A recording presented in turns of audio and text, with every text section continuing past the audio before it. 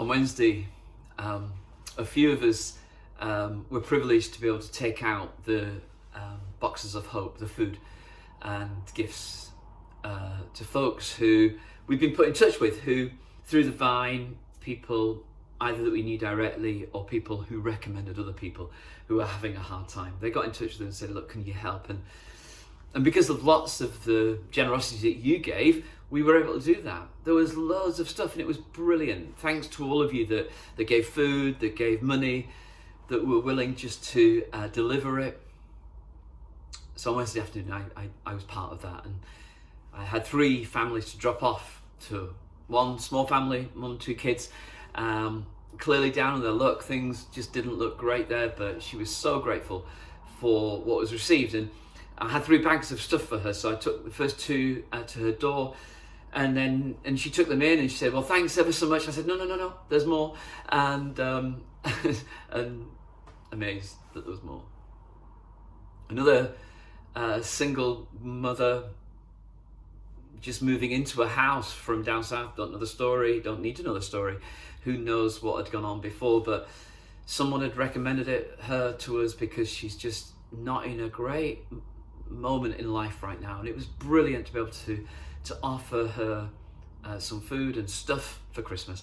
And she stood there at the end and she was so grateful and said, can I give you a donation? I said, no, we don't need that at all. We just want you to have the best Christmas you can, to be blessed. And she was very grateful. And then there was another family, and their stuff filled my back seat. And it was a family of 8, so 2 adults and 6 children. And one of the teenage lads was hanging around outside the house, along with his dad, who was working out in the garden. The dad was really, really grateful, came and shook my hand and said, you've made the difference, thanks ever so much. And the teenage lad, in typical teenage lad style, simply said, bleeding hell, there's a lot of stuff in there. And I said, yeah, come back. And so we ferried it to the door and then they took it in. And I thought about that lad and his comment, which was brilliant really, a sort of typical teenage comment, because he was right. There was a lot. There was loads. And I thought about grace. That sense that grace is lavished upon us. As Christians, we bank it on that. We kind of have made our life around that sort of belief that actually God's grace towards us is not, firstly, it's not what we deserve. Secondly, it's not sort of like miserly. It's not just sort of parceled out in a very small portion, but it's lavished upon us.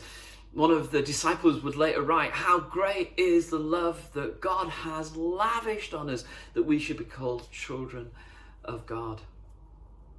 It seemed right, as I was delivering this stuff on Wednesday, that there was more than they ever would have imagined. Maybe they just expected one little box. They got far more than they imagined. It's grace, it's grace, it's grace. And I was thinking about Christmas, and I was thinking about the story and how it begins, the story we know so well, those of us who've sort of like lived within this story. It starts with a young pregnant girl who, when she meets this older lady called Elizabeth, and they both realise they're pregnant, and it's impossible for both of them. One, because she was too old, one because she'd not slept with anybody. But this young girl sings a song, and it's a song that has ancient roots. It's a song that's linked to the Old Testament. It's a song about how God has been faithful to promises and has overturned the social structures. And Mary sings about how God hasn't forgotten the poor. And the rich, he'll overturn. And in Jesus, you see that. For everybody who feels forgotten, Jesus comes and goes, God's not forgotten you.